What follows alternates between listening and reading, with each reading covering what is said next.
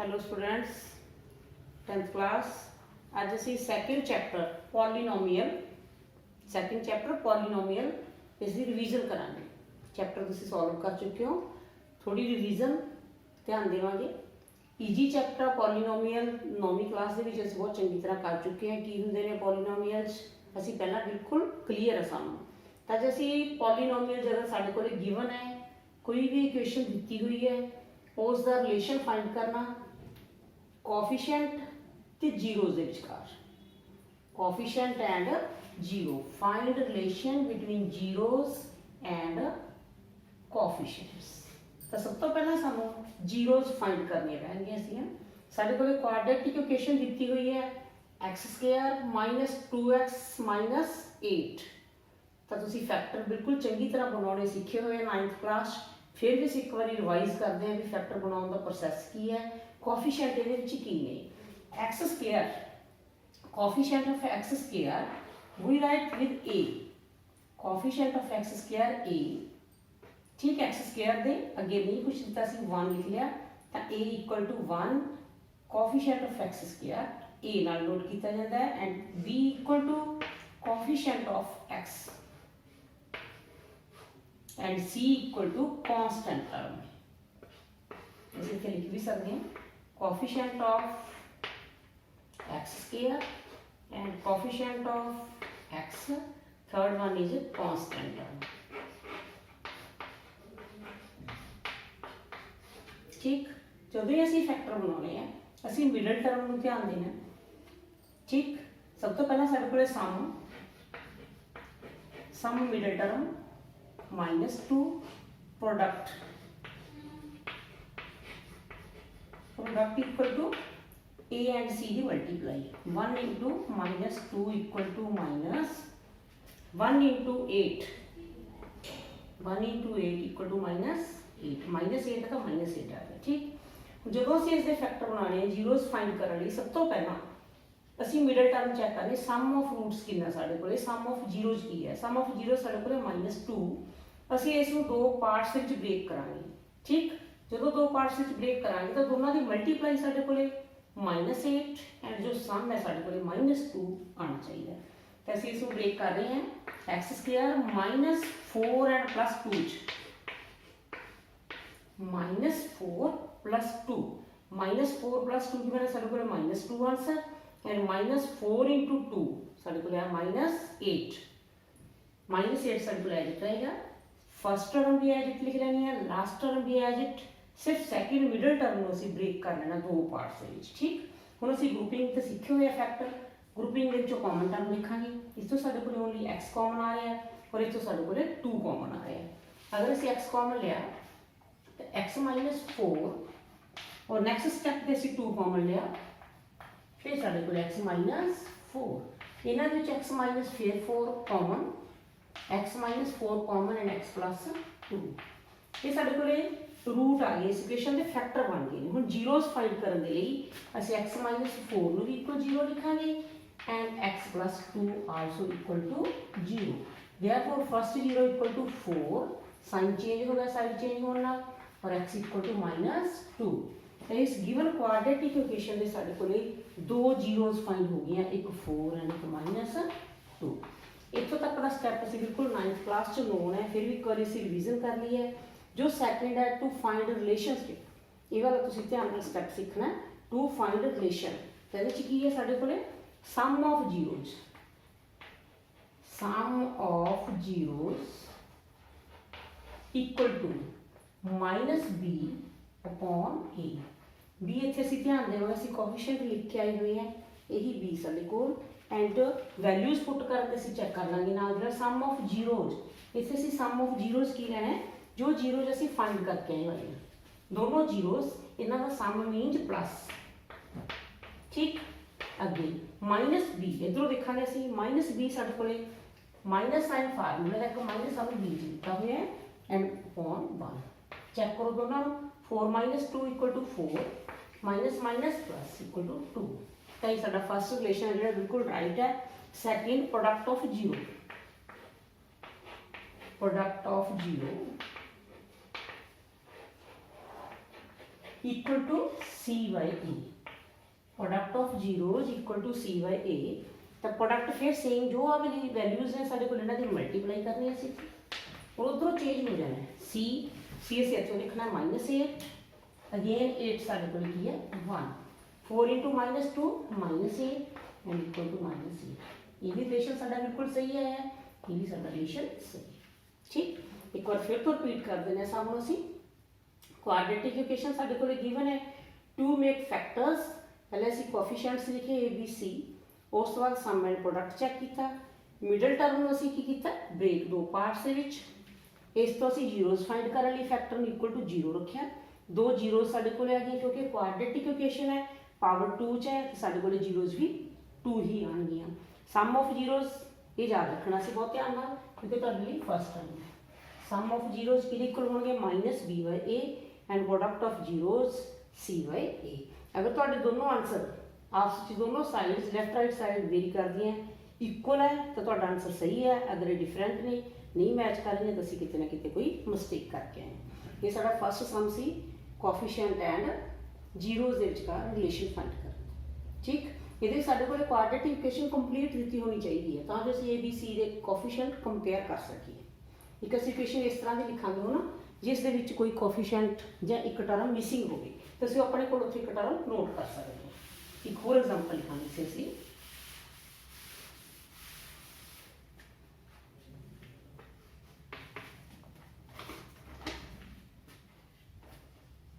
Example number 2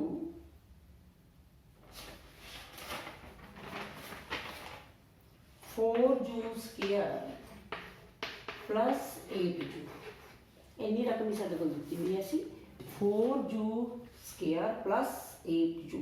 हम इसे इसका सारा प्रोसैस भी लगाना है, फैक्टर फाइंड करने हैं, जीरोज फाइंड करने हैं, फिर इन्होंने विचकार रिलेशन भी फाइंड करना है। तो इसे साढ़े को फर्स्ट टर्म गिवन है, सैकेंड टर्म गिवन है b, बट थर्ड टर्म नहीं, बस इसमें जीरो लिख सकते हैं। इतने कॉन्स्टेंट टर्म साढ़े को की है जीरो, इक्वल जीरो भी लिख देंगे कोई दिक्कत नहीं है, नहीं भी लिखांगे तो कोई दिक्कत नहीं। ठीक ये साढ़े को इक्वेशन असीं तीसरी जी रकम अपने आप ले ली। इतों हम साढ़े को कोएफिशिएंट ऑफ एक्स स्क्वायर जू square equal to 4, coefficient of x जू मीन्स b इक्वल टू साढ़े को 8 एंड c इक्वल टू 0। तो सब तो पहला असीं फैक्टर हम इसके फैक्टर हो ईजी बन जाने हैं, डायरैक्ट दोनों के विचों ही कॉमन रकम लैके साढ़े को एक फैक्टर आ रहा है। 4u अगर कॉमन ले लें इस विचों ब्रैकेट के अंदर साढ़े को की है u प्लस 2। ठीक तो 4u इक्वल टू 0 जब असीं जीरोज फाइंड करनी है and u plus 2 equal to 0 to find zeros here 4 never equal to 0 therefore u equal to 0 and from here u equal to -2। तो फैक्टर वाला प्रोसैस साडा easily इत्थों तक खत्म हो गया। जीरो जो असीं फाइंड कर लिया, इधर असीं बस इसका रिलेशन फाइंड करांगे, कोएफिशिएंट एंड जीरो का रिलेशन फाइंड करेंगे। To find relation between coefficient and zeros, zero साढ़े को आए 0 एंड -2। तो असीं उन्हें लिख के चुके हैं पिछली एग्जांपल दे which sum of zeros equal to -b/a। Sum of zero find कर चुके हैं 0 प्लस -2, इधरों असीं -b ते इनू चेक करके लेके आवांगे। b साढ़े कोल 8 है, फार्मूले का साइन असीं लिखांगे, ये साढ़े कोल 4 0 -2 प्लस 0 -2 -8/4 डिवाइड करांगे तो साढ़े कोल की है -2, देयरफॉर -2 इक्वल टू -2। तो फर्स्ट रिलेशन असीं ठीक वेरीफाई कर लिया। Second product of zeros, product of zeros की से c/a, प्रोडक्ट ऑफ जीरो असीं लिख चुके हैं थे 0 इंटू -2 एंड c भी साढ़े कोल 0 है 0.4, दोनों साइड की बनी है साढ़े कोल 0। ये भी इक्वेशन साडा बिल्कुल सही। इस तरह के नाल कोई तुहाडे कोल क्वाड्रेटिक इक्वेशन दी हुई है, तुसीं उसके फैक्टर फाइंड करो, जीरोज फाइंड करो, उस तो बाद रिलेशन नाल उसनूं वेरीफाई करो। ठीक जी, सैकेंड सम तुहानूं बिल्कुल समझ लग गया होगा।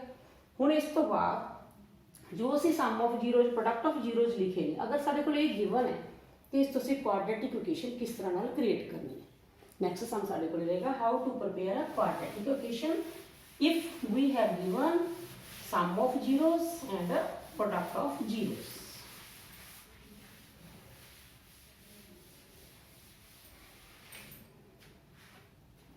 Let we have given sum of zeros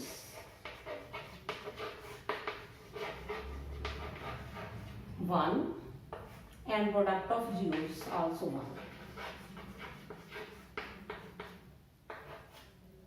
तो sum of zeros and product of zeros अगर सानू वन वन दिते हुए है तो असं क्वाड्रेटिक इक्वेशन बनानी तो पहले सानू पता होना चाहिए क्वाड्रेटिक इक्वेशन है कि ax square plus bx plus c। ठीक हुण साडे कोल असीं पिछले सम दे विच करके आए सम ऑफ जीरोज कद इक्वल सीगे साडे कोल sum of zeros minus b by a and product of zeros भी असीं लिख के आए हैं c बाय a।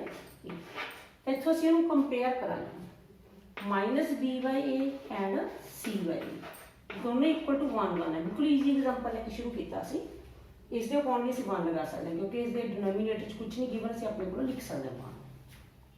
अगर इसे जो कंपेयर करते हैं इतों साढ़े को बी की वैल्यू कितनी आ रही है -1 और ए कितना आ रहा है 1। इतों सी साढ़े को 1 और ए भी साढ़े को 1 तो तीनों वैल्यू साढ़े को तैयार ने ए equal to 1 b equal to -1 and c equal to 1। Now using this equation जो क्वाड्रेटिक इक्वेशन असीं लिखी उसको यूज करते हुए ax स्क्वायर a साडे कोल कितना है 1 it means x square and b -1 into x plus c भी साडे कोल 1 है की बनी इक्वेशन साडे कोल x square minus x plus 1। This is the quadratic equation from given values sum of zeros भी 1 and product of zeros भी 1। क्या चाहे ये बिल्कुल ईजी सी ना साढ़े को कोई बेस दिता सी सिर्फ सिंपल सिंगल डिजिट दिता हुआ सी। एक दो सम और करांगे अगर साढ़े को अपॉन दे विच रकमां दित्तियां होईयां उस नूं असीं किवें सॉल्व करना है। ठीक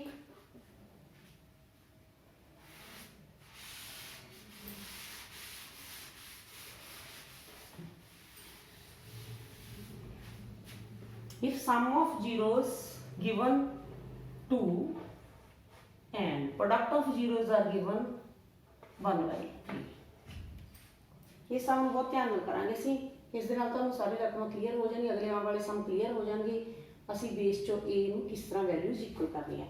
सम of zeros b upon a equal to 2 upon 1 and product of zeros c upon a equal to 1 by 3।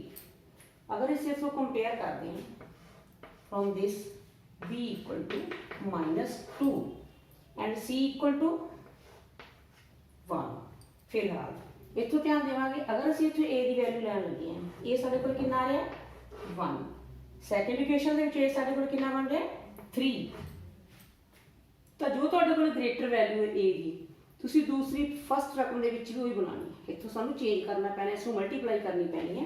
ध्यान देवांगे असीं इसका डिनोमीनेटर जिन्ना साडे कोल सैकेंड स्टेटमेंट दे विच दित्ता हुआ मैक्सीमम वैल्यू उन्नी असीं फस्ट दे विच बना लैनी है। अगर फस्ट दे विच मैक्सीमम वैल्यू तो नहीं सैकेंड दे विच बनानी है। हुण इत्थों असीं ध्यान देवांगे जदों इसनूं ठीक करांगे इक्वेशन नूं b इक्वेशन साडे कोल b by a 2 by 1 कितना मल्टीप्लाई करने असीं a की वैल्यू कितनी है 3 ऊपर नीचे इसनूं 3 नाल मल्टीप्लाई की बने साडे कोल इत्थे 6 एंड इत्थे अपॉन कितना गया 3। हम कंपैरिजन करांगे इस इथों b की वैल्यू साडे कोल कितनी है -6 a कितना है इत्थे दोनों चेक करो दोनों का a सेम बन गया साडे कोल इत्थे भी 3 सी फर्स्ट इक्वेशन च भी कितना आया 3 तो a equal to 3 and c साडे कोल कितना है 1।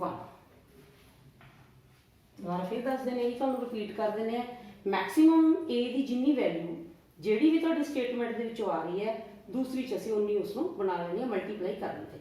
ठीक हुण असीं इस इक्वेशन जो साडे कोल दित्ती हुई है तीनों वैल्यूज लिखण तो बाद असीं वैल्यूज इस दे विच पुट कर देणीआं ने। ए साडे कोल है 3 तो साडे कोल बना 3x स्क्वायर और b साडे कोल -6 -6x एंड सी साढ़े कोल है 1, सी इक्वल टू 1 प्लस ये क्वाड्रेटिक। अगर तुहाडे कोल इस तरह बेस है जो अलग अलग होए तो फिर असीं इसनूं डिनोमीनेटर सेम कर दें, पहले बेस इक्वल कर लेना ताकि तुहाडे कोल ए की वैल्यू जी सेम हो जाए, फिर उस तो बाद इक्वेशन भी चेक करें। ठीक है जी। जो तुहाडे कोल सैकेंड चैप्टर के विच सिर्फ 3 ही चीज़ां नहीं करने वाली, क्वाड्रेटिक इक्वेशन सॉल्व करना, नंबर ऑफ जीरोज फाइंड करनिया, रिलेशन वेरीफाई करना एंड क्वाड्रेटिक इक्वेशन क्रिएट करनी। इस तो बाद एक स्टैप हो रहा है ना तुहाडा लॉन्ग डिवीजन, जो कि असीं पहलां सीख चुके हैं बहुत चंगी तरह के नाल, पर फिर भी सम तुहानूं दे के उसकी भी रिवीजन करवा रहे हैं। लॉन्ग डिवीजन कोई भी असीं स्टेटमेंट लै सकते, polynomial divide 2x square plus 3x plus 1 by x plus 2। ठीक, बिल्कुल ईजी सम। मैं अगर बहुत सारे सम असीं प्रैक्टिस कर सकते हैं, पर एक बार इसको समझ लवांगे। ये साडे कोले डिविडेंड है, इसमें असीं डिवाइड के साइन के अंदर लिखांगे एंड जो डिवाइजर है जिस पर असीं डिवाइड करना उसमें असीं इसके बाहर। आम जी सिंपल डिवीजन सानूं सारिआं नूं आउंदी है, पर फिर भी असीं ध्यान रखना इत्थों भी x प्लस 2 का टेबल नहीं आता सानूं, पर मल्टीप्लाई आनी चाहिए है। इत्थे साडे कोल x की पावर 2 है, इत्थे 1, इस दे अगे जिहड़ा कांस्टेंट टर्म दी थी कोफिशिएंट दिता साडे कोल 2 है। इट मीन असीं x प्लस 2 नूं मल्टीप्लाई करनी है तां जो साडे कोल 2x स्क्वायर बन जाए, तो असीं इसनूं मल्टीप्लाई करांगे 2x नाल। मल्टीप्लाई चेक करो कितना बनया 2x स्क्वायर प्लस 4x। ध्यान दे के असीं सेम पावर सेम एक्सपोनेंट के नीचे सेम लैके आनी रकम, ठीक, प्लस अपने को आया 4x।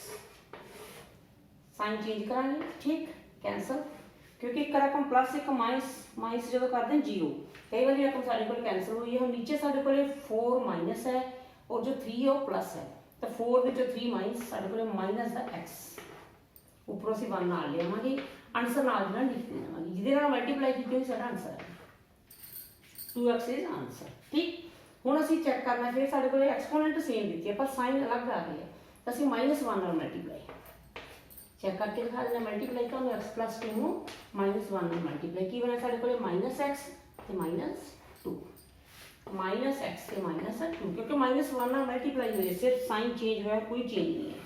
साइन फिर चेंज, दिस इज कैंसल, 2 1 कितने बने साडे कोल 3 इज रिमाइंडर, 3 इज रिमाइंडर। ਅਸੀਂ ਇਸ ਨੂੰ ਚੈੱਕ ਕਰ ਸਕਦੇ ਨਾਲ ਦੀ ਨਾਲ ਪੇਪਰ ਦੇ ਵਿੱਚ ਕੀ ਸਾਡੇ ਮਾਰਕਸ ਆ ਰਹੇ ਆ, ਅਸੀਂ ਐਕੂਰੇਟ ਸਮ ਸੋਲਵ ਕਰ ਲਿਆ ਜਾਂ ਨਹੀਂ ਕਰ ਲਿਆ। ਛੋਟੀਆਂ ਕਲਾਸਾਂ ਦੇ ਵਿੱਚ ਤੁਸੀਂ ਡਿਵੀਜ਼ਨ ਦਾ ਇੱਕ ਫਾਰਮੂਲਾ ਲਗਾਉਂਦੇ ਸੀ, ਡਿਵੀਜ਼ਨ ਥਿਊਰਮ ਵੀ ਬੋਲਦੇ ਇਸ ਨੂੰ, ਉਸ ਤੋਂ ਤੁਹਾਨੂੰ ਚੈੱਕ ਵੀ ਕਰਵਾ ਦਿੰਦੇ। ਠੀਕ, ਗਿਵਨ ਸਟੇਟਮੈਂਟ ਨੂੰ ਬਿਲਕੁਲ ਫਰੰਟ ਤੇ ਇਕੁਅਲ ਕਰਕੇ ਬਣ ਜਾਂਦਾ ਹੈ answer into divisor, divisor into quotient तो प्लस रिमाइंडर। इनके dividend equal to divisor into quotient plus remainder. और इन्होंने दोनों की मल्टीप्लाई, इस करके तुम कैसे मल्टीप्लाई सब आनी चाहिए, बिना मल्टीप्लाई तो तुम सम सॉल्व नहीं कर सकते। प्लस रिमाइंडर, रिमाइंडर साढ़े को है 3, इसकी मल्टीप्लाई करो प्लस 3 करो, चेक कराएंगे, चेक करके भी दिखा देंगे तो 2x स्क्वायर प्लस 4x फिर 1 minus x -2 plus 3, 2x square edit 4x minus 3x plus साढ़े को 3 चो 2 माइनस कितना रहेगा, यही स्टेटमेंट सानू गिवन सी। अगर असीं इस तरह नाल चेक कर लेने हैं तो असीं श्योर हो जाने भी साढ़े जो जिन्ने भी मार्क्स का सम आया सानू कंप्लीट मार्क्स इस विचों मिलने वाले हैं। और उस लिए साड़ी जी मल्टीप्लाई की प्रैक्टिस होनी मस्ट है, फिर साढ़े डिवीजन के सम सॉल्व होंगे। ठीक है जी। इस तो बाद हम तुहाडा एक रह गया टैस्ट अज फस्ट चैप्टर का मैं लिखन लगी हाँ, इत्थे तुसीं सॉल्व कर लेना इस वीक दे विच। ठीक, टैस्ट दे विचों जो कोई दिक्कत आई है तो कमेंट कर देना, लिख देना, तो तुहानूं दोबारा समझाया जाएगा। नैक्सट वीडियो में तुहानूं सैकेंड चैप्टर का टैस्ट मिलेगा, सैकेंड चैप्टर में रिवीजन करना है, कंप्लीट करना है। नैक्सट मंडे उसका तुहानूं टैस्ट दिता जाएगा। अगली वाला टैस्ट नोट कर लो।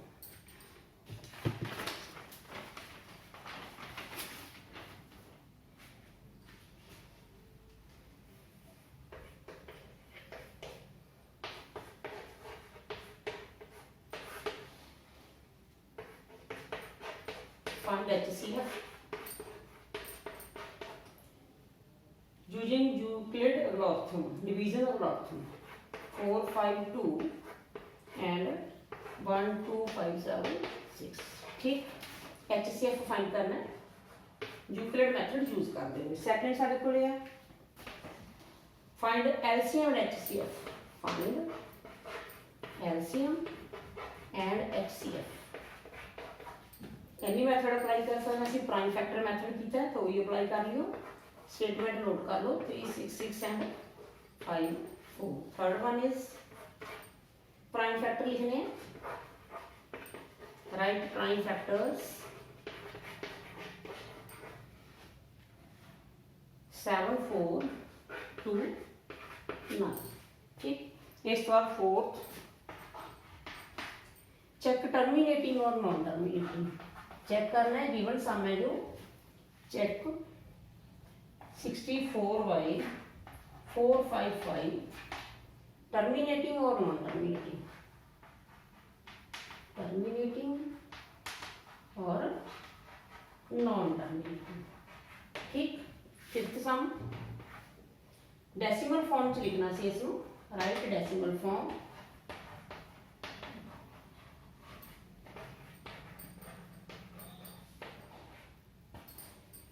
23 upon 2 the power 3 and 5 the power 2। ये 5 सम ने ਤੁਹਾਡੇ HCF फाइंड करना है यूक्लिड मैथड नाल। LCM और HCF ਤੁਸੀਂ प्राइम फैक्टर बना के एंड प्राइम फैक्टर ही बनाने ओनली प्राइम फैक्टर लिखने वास्ते ਇਹਦਾ terminating and non terminating check करना है और ये सम है डेसिमल फॉर्म च लिखना है।